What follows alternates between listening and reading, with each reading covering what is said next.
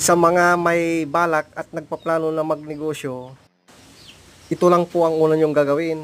Maghanap kayo ng product na inyong ibibinta at ang pagsisilbihan yung market, yan lang po. Kailangan mag-fit yung dalawang yan.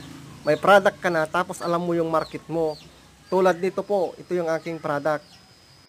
Ito po ay kilawing balat ng baka. Ang market nito ay mga mahilig uminom at mga nangangailangan ng pulutan. Ito po yung tinatawag kong product market. Napaka-importante po yan na kung may product ka, alam mo rin kung ano yung market mo na para hindi ka mahirapan kung sino lang dapat yung bibintahan mo. Kaya maraming nalilito sa pagnenegosyo kasi may product nga sila pero hindi nila alam kung sino yung mga target nila na bibintahan. Kailangan bago ka mag-umpisa, alam mo na agad kung sino ang target mong market. Yan po yung una nyong gagawin. Sa mga nagpaplano at nagbabalak na magnegosyo, subscribe nyo po ako. I-follow nyo po ako para sa ganitong mga video